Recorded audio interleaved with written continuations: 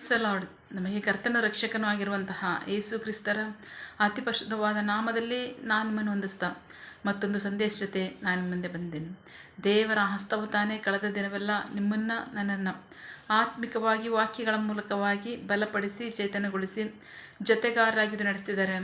ವೈಯಕ್ತಿಕವಾಗಿ ನಮ್ಮ ಅಗತ್ಯಗಳನ್ನ ಪೂರೈಸಿ ನಾವು ಕೈ ಇಟ್ಟು ಮಾಡ್ತಕ್ಕಂಥ ಕೆಲಸಗಳನ್ನು ಆಶೀರ್ವದಿಸಿ ಕಾದು ಪೋಷಿಸಿ ಜೊತೆಗಾರರಾಗಿದ್ದು ನಡೆಸ್ತಿರುವುದಕ್ಕಾಗಿ ದೇವರಿಗೆ ಸ್ತುತಿಯು ಘನವು ಮಹಿಮೆಯು ಸದಾ ಕಾಲವು ಸ್ವಂತವಾಗಿರಲಿ. ಆಮೇನ್.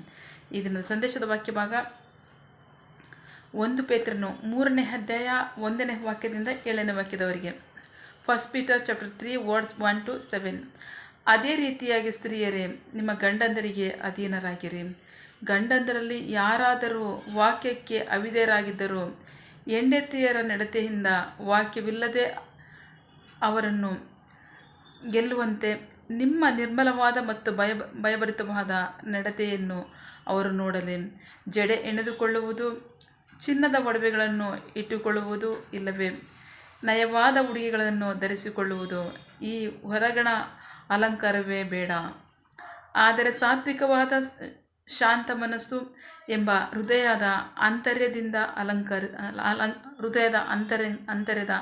ಅಲಂಕಾರವೇ ಇರಲಿ. ಇದು ಅಕ್ಷಯವಾದದ್ದು, ದೇವರ ದೃಷ್ಟಿಗೆ ಅಮೂಲ್ಯವಾದದ್ದಾಗಿದೆ. ಪೂರ್ವಕಾಲದಲ್ಲಿ ದೇವರ ಮೇಲೆ ನಂಬಿಕೆ ಇಟ್ಟ ಪರಿಶುದ್ಧ ಸ್ತ್ರೀಯರು ಸಹ ಹೀಗೆಯೇ ತಮ್ಮನ್ನು ಅಲಂಕರಿಸಿಕೊಂಡರು. ಅವರು ತಮ್ಮ ತಮ್ಮ ಗಂಡಂದರಿಗೆ ಅಧೀನರಾಗಿದ್ದರು. ಹಾಗೆಯೇ ಸಾರಳು ಅಬ್ರಾಮನಿಗೆ ವಿಧೇಯಳಾಗಿದ್ದು ಅವನನ್ನು ಯಜಮಾನ ಎಂದು ಕರೆದಳು. ನೀವು ಸಾರಳ ಪುತ್ರಿಯರಾಗಿದ್ದೀರಲ್ಲ. ನೀವು ಒಳ್ಳೆಯದನ್ನು ಮಾಡುವುದಾದರೆ ಯಾವ ಭೀತಿಗೂ ಗಾಬರಿಪಡುವುದಿಲ್ಲ.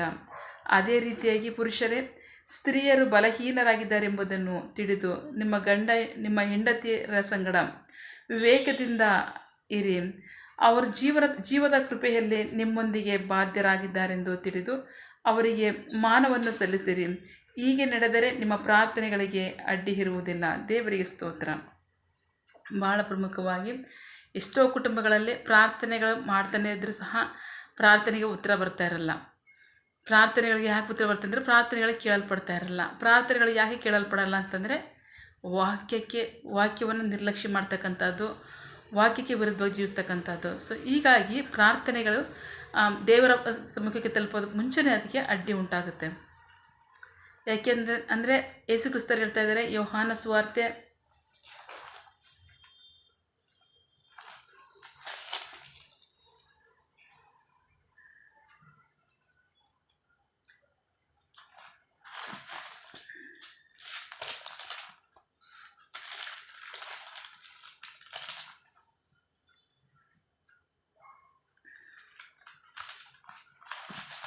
12ನೇ ಅಧ್ಯಾಯ, ಯೋಹಾನ ಸುವಾರ್ತೆ 12ನೇ ಅಧ್ಯಾಯದಲ್ಲಿ ಯೇಸು ಕ್ರಿಸ್ತರು ಹೇಳ್ತಾರೆ, ನಾನಲ್ಲ ನಿಮಗೆ ತೀರ್ಪು ಮಾಡ್ತಕ್ಕಂಥದ್ದು, ನಾನು ಹೇಳಿದ್ದೀನಲ್ಲ ಈ ವಾಕ್ಯವನ್ನು ನಿಮಗೆ ತೀರ್ಪು ಮಾಡ್ತಕ್ಕಂಥದ್ದು ಅಂತ ಹೇಳ್ತಾರೆ. ದೇವರಿಗೆ ಸ್ತೋತ್ರ. ಯಾಕೆಂದರೆ ದೇವರು ವಾಕ್ಯವನ್ನು ಬರೆಸಿಟ್ಟಿದ್ದಾರೆ. ಈ ವಾಕ್ಯದ ಪ್ರಕಾರವಾಗಿ ಜೀವಿಸಿದರೆ ಇದರಂತೆ ಆಶೀರ್ವಾದವನ್ನು ಹೊಂದಿಕೊಡಿ ಅಂತ. ಸೊ ಹಾಗಾಗಿ ಅದರಂತೆ ಜೀವಿಸಲಿಲ್ಲ ಅಂತಂದರೆ ಆಶೀರ್ವಾದ ಇರಲ್ಲ. ಅದಕ್ಕಿಂತ ಹೆಚ್ಚಾಗಿ ಪ್ರಾರ್ಥನೆಯೇ ಹೋಗಲ್ಲ ಅವ್ರ ಬಳಿಗೆ ಅಂತ ವಾಕ್ಯ ಇಡುತ್ತೆ. ಸೊ ಹಾಗಾಗಿ ಪ್ರಾರ್ಥನೆಗಳಿಗೆ ಯಾಕೆ ಆಶೀರ್ವಾದಕ್ಕೆ ತಡೆ ಉಂಟಾಗುತ್ತೆ, ಪ್ರಾರ್ಥನೆಗಳು ಯಾಕೆ ದೇವರನ್ನ ಮುಟ್ಟಲ್ಲ ಅಂತಂದರೆ ನಾವು ಅವಿಧೇಯರಾಗಿ ಜೀವಿಸ್ತಕ್ಕಂಥದ್ದೇ ಆಗಿದೆ. ಬಹಳ ಪ್ರಮುಖವಾಗಿ ಕುಟುಂಬದಲ್ಲಿ ಅನ್ಯೋನ್ಯತೆಯೇ ಬಹಳ ಪ್ರಮುಖವಾದದ್ದು. ದೇವರಿಗೆ ಸ್ತೋತ್ರ. ದೇವ್ರ ವಾಕ್ಯ ಹೇಳುತ್ತೆ, ಹೆಂಡತಿಯರು ಖಚಿತವಾಗಿ ಗಂಡದರಿಗೆ ಅಧೀನರಾಗಲೇಬೇಕು ಅಂತ. ದೇವರಿಗೆ ಸ್ತೋತ್ರ.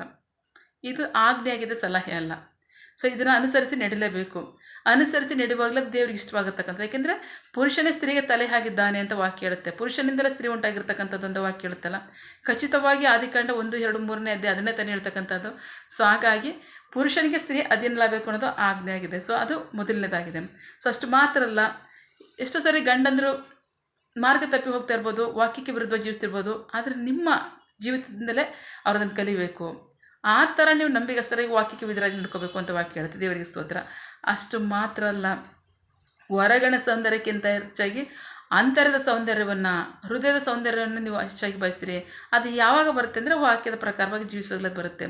ಸೊ ಹಾಗಾಗಿ ಹೊರಗಿನ ಸೌಂದರ್ಯಕ್ಕಿಂತ ಹೆಚ್ಚಾಗಿ ಅಂತರ್ಯದ ಸೌಂದರ್ಯಕ್ಕೆ ಬೆಲೆ ಕೊಡ್ರಿ. ಅದಂತೂ ಅಕ್ಷಯವಾದದ್ದು, ಅದು ದೇವರಿಗೆ ಮೆಚ್ಚುಗೆ ಆದದ್ದು. ದೇವರಿಗೆ ಸ್ತೋತ್ರ. ಸೊ ಅಷ್ಟು ಮಾತ್ರ ಅಲ್ಲ, ಅದು ಅಷ್ಟೇ ಯೋಗ್ಯವಾದ್ದಾಗಿದೆ, ಮಾನ್ಯವಾದ್ದಾಗಿದೆ. ಅಷ್ಟು ಮಾತ್ರ ಅಲ್ಲ, ಇದು ನಾವೇ ಜೀವಿಸ್ತಿದ್ದೀವಿ ಅಂತಲಲ್ಲ, ಅನೇಕ ಸ್ತ್ರೀಯರು ಈಗ ಜೀವಿಸಿದ್ದಾರೆ ಅಂತ ವಾಕ್ಯ ಹೇಳುತ್ತೆ. ದೇವರಿಗೆ ಸ್ತೋತ್ರ.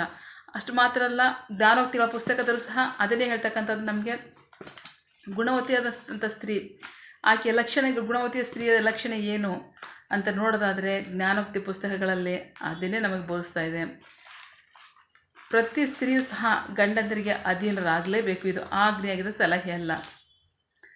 ಅದಲ್ಲದೆ ವಾಕ್ಯವಾಗಿ ಹೇಳುತ್ತೆ, ಸೌಂದರ್ಯವು ಮೋಸಕರವಾದದ್ದು, ಲಾವಣ್ಯವು ವ್ಯರ್ಥವಾದದ್ದು, ಆದರೆ ಯೆಹೋವನಿಗೆ ಭಯಪಡುವವಳೆ ಪ್ರಶಂಸೆಯನ್ನೇಳು. ದೇವರಿಗೆ ಸ್ತೋತ್ರ. ಜ್ಞಾನೋಕ್ತಿಗಳು 31ನೇ ಅಧ್ಯಾಯ. ಹೊರಗಿನ ಸೌಂದರ್ಯಕ್ಕಿಂತ ಹೆಚ್ಚಿಗೆ ಆಂತರದ ಸೌಂದರ್ಯವನ್ನು ನೀವು ಅಲಂಕರಿಸ್ಕೊಳ್ರಿ. ದೇವರ ವಾಕ್ಯದಲ್ಲಿ, ದೇವರ ಭಯಭಕ್ತಿನಲ್ಲಿ ಅಂತ ವಾಕ್ಯ ಹೇಳುತ್ತೆ. ಅಷ್ಟು ಮಾತ್ರ ಅಲ್ಲ, ಇದೇ ಅಧ್ಯಾಯದಲ್ಲಿ ವಾಕ್ಯ ಹೇಳಲ್ಪಡುತ್ತೆ, ಬಹಳಷ್ಟು ಸ್ತ್ರೀಯರು ಗುಣವತಿಯರಾಗಿ ಜೀವಿಸಿದ್ದಾರೆ ಅಂತ. ದೇವರಿಗೆ ಸ್ತೋತ್ರ. ಸೊ ಈಗ ಜೀವಿಸೋದು ಕಷ್ಟ ಅಂತಂದರೆ ಖಂಡಿತ ಇಲ್ಲ, ಕಷ್ಟ ಅಲ್ಲ. ಹಾಗೆ ಜೀವಿಸಿರ್ತಕ್ಕಂಥ ಸ್ತ್ರೀಯರು ಬಹಳಷ್ಟು ಜನ ಇದ್ದಾರೆ ಅಂತ ವಾಕ್ಯ ಹೇಳುತ್ತೆ. ದೇವರಿಗೆ ಸ್ತೋತ್ರ. ಸೊ ಹಾಗಾಗಿ ವಾಕ್ಯಕ್ಕೆ ನಂಬಿಗಸ್ತರಾಗಿ ವಿಧೇಯರಾಗ್ರಿ. ವಾಕ್ಯಕ್ಕೆ ನಂಬಿಗಸ್ತರಾಗಿ ವಿಧೇಯರಾಗುವಾಗಲೇ ಪ್ರಾರ್ಥನೆಗಳು ಕೇಳಲ್ಪಡುತ್ತೆ. ಯಾಕೆಂತಂದರೆ ಸಾರಳ ಪುತ್ರಿಯರಾಗಿದ್ದರೆ ನೀವು ಅಂತ ವಾಕ್ಯ ಹೇಳುತ್ತೆ. ಸಾರಳು ಹೀಗೆ ಜೀವಿಸಿದ್ದಾಳೆ, ಗಂಡನಿಗೆ ಅಧೀನಳಾಗಿ ಜೀವಿಸಿದ್ದಾಳೆ, ಗಂಡನಿಗೆ ಗೌರವಿಸಿದ್ದಾಳೆ, ಗಂಡನ ಯಜಮಾನ ಅಂತ ಕರೆದ, ಅಂದರೆ ಯಜಮಾನ ಅಂತ ಕರೆದ್ರೆ ಮಾತ್ರ ಅಲ್ಲ, ಯಜಮಾನ ಸ್ಥಾನದಲ್ಲೇ ಇಟ್ಟಿದ್ಲು ಅಂತ ವಾಕ್ಯ ಹೇಳುತ್ತೆ. ದೇವರಿಗೆ ಸ್ತೋತ್ರ. ಗಂಡನೇ ಕುಟುಂಬಕ್ಕೆ ಯಜಮಾನಾಗಿದ್ದಾನಲ್ವ. ಸೊ ಆಕೆ ಗಂಡನನ್ನು ಯಜಮಾನ ಸ್ಥಾನದಲ್ಲೇ ಇಟ್ಟಿದ್ಲು, ಅವನು ಯಜಮಾನನಾಗಿದ್ದ ಅಂತ ವಾಕ್ಯ ಹೇಳುತ್ತೆ. ಸೊ ಅದು ದೇವರಿಗೆ ಇಷ್ಟ ಆಗಿತ್ತು ಅಂದರೆ ಖಂಡಿತವಾಗ್ಲೂ ಅದು ದೇವರಿಗೆ ಇಷ್ಟ ಆಗಿತ್ತು. ಸೊ ಅಂಥ ಕುಟುಂಬಗಳಲ್ಲಿ ಪ್ರಾರ್ಥನೆಗಳು ಕೇಳಲ್ಪಡ್ತಿತ್ತು. ಅವ್ರ ಸನ್ನಿವೇಶಗಳು ಎಂತೆಂಥದನ್ನು ಹಾದು ಹೋಗಿದ್ದಾರೆ, ಎಲ್ಲ ಸನ್ನಿವೇಶಗಳಲ್ಲೂ ಸಹ ದೇವರೇ ಅವರ ಸಂಗಡ ಇದ್ದು ಅವ್ರನ್ನ ಬಿಡಿಸಿದ್ದಾರೆ. ಅಷ್ಟು ಮಾತ್ರ ಅಲ್ಲ, ಅವ್ರನ್ನ ನಡೆಸಿದ್ದಾರೆ. ದೇವರಿಗೆ ಸ್ತೋತ್ರ. ಸೊ ಹಾಗಾಗಿ ಪ್ರಾರ್ಥನೆಗಳು ಕೇಳಲ್ಪಡಬೇಕಾ, ಬಹಳ ಪ್ರಮುಖವಾಗಿ ಸ್ತ್ರೀಯರು ಗಂಡಂದರಿಗೆ ಅಧೀನರಾಗಲೇಬೇಕು, ಆಜ್ಞೆ. ಅಷ್ಟು ಮಾತ್ರ ಅಲ್ಲ, ವಾಕ್ಯದ ಪ್ರಕಾರವಾಗಿ ಜೀವಿಸಬೇಕು. ಅದನ್ನು ನೋಡಿ ಗಂಡ ಒಂದು ವೇಳೆ ಅವ್ರ ವಾಕ್ಯಕ್ಕೆ ವಿರುದ್ಧವಾಗಿ ಜೀವಿಸಿದ್ರು ಸಹ ನಿಮ್ಮ ನಡತೆಯಿಂದಲೇ ಅವ್ರು ಅದನ್ನು ಕಲ್ತ್ಕೋಬೇಕು ಅಂತ ವಾಕ್ಯ ಹೇಳುತ್ತೆ. ದೇವರಿಗೆ ಸ್ತೋತ್ರ. ಅಂತರದ ಸೌಂದರ್ಯಕ್ಕೆ ಬೆಲೆ ಕೊಡ್ರಿ, ವಾಕ್ಯದ ಪ್ರಕಾರವಾಗಿ ನಿಮ್ಮ ಹೃದಯವನ್ನು ಅಲಂಕರಿಸ್ಕೊಡ್ರಿ ಅಂತ ವಾಕ್ಯ ಹೇಳುತ್ತೆ. ಅಷ್ಟು ಮಾತ್ರ ಅಲ್ಲ, ಈ ಥರ ಜೀವಿಸ್ತಕ್ಕಂಥದ್ದು ಭಾಳಷ್ಟು ಸ್ತ್ರೀಯರು ಈಗ ಪೂರ್ವಕಾಲದಲ್ಲಿ ಜೀವಿಸಿದ್ದಾರೆ. ಸೊ ಅವ್ರಿಗೆ ಆ ರೀತಿ ನೀವು ಜೀವಿಸಬೇಕು. ನೀವು ಸಾರಳು ಸಹ ಹಾಗೆ ಗಂಡನಿಗೆ ಅಧೀನರಾಗಿ ಗಂಡನನ್ನು ಯಜಮಾನ ಅಂತ ಕರೆದಿದ್ದಾಳೆ, ಈಗ ಯಜಮಾನ ಸ್ಥಾನದಲ್ಲಿಟ್ಟು ಅವನ್ನ ಗೌರವಿಸಿದ್ದಾಳೆ, ಅಧೀನಳಾಗಿ ನಡ್ಕೊಂಡಿದ್ದಾಳೆ. ನೀವು ಸಾರಳ ಪುತ್ರಿಯರಾಗಿದ್ದೀರಾ. ಹಾಗಾಗಿ ನೀವು ಸಾರಳ ಮಾರ್ಗದಲ್ಲಿ ನಡೀರಿ, ಸಾರಳ ಜೀವಿಸಿದಂತೆ ನೀವು ಜೀವಿಸಿರಿ. ಅಷ್ಟು ಮಾತ್ರ ಅಲ್ಲ, ಗಂಡಂದ್ರಿಗೂ ಸಹ ಒಂದು ಆಜ್ಞೆ ಉಂಟು. ಅದೇನು ಅಂತಂದರೆ, ಅವರು ಬಲಹೀನರಾಗಿದ್ದಾರೆ ಅಂತ ನೀವು ಅವ್ರ ಮೇಲೆ ದಬ್ಬಾಳಿಕೆ ನಡೆಸಬೇಡ್ರಿ. ಜೀವದ ಕೃಪೆಯಲ್ಲಿ ನಿಮ್ಮ ಒಟ್ಟಿಗೆ ಅವರು ಬಾಧ್ಯಸ್ಥರಾಗಿದ್ದಾರೆ, ಪಾಲುಗಾರರಾಗಿದ್ದಾರೆ. ಸೊ ಅವ್ರಿಗೆ ಮಾನವನ್ನು ಸಲ್ಲಿಸಿರಿ, ಅವ್ರನ್ನ ಪ್ರೀತಿಸಿರಿ, ಗೌರವಿಸಿರಿ, ಅವ್ರನ್ನ ಸನ್ಮಾನಿಸಿರಿ. ದೇವರ ಆಶೀರ್ವಾದವನ್ನು ಹೊಂದ್ಕೊಳ್ರಿ. ದೇವರಿಗೆ ಸ್ತೋತ್ರ. ನಾನು ಹೇಳ್ತಾ ಇಲ್ಲ, ದೇವ್ರ ವಾಕ್ಯ ಹೇಳುತ್ತೆ. ನಂಬಿಗಸ್ತರ ಈ ವಾಕ್ಯಕ್ಕೆ ವಿಧೇಯರಾಗಿ ವಾಕ್ಯದ ಆಶೀರ್ವಾದಗಳನ್ನು ಸ್ವಂತ ಮಾಡ್ಕೊಳ್ಳಿ. ಆಮೇಲೆ ಪ್ರಾರ್ಥಿಸಿಕೊಳ್ಳೋಣ.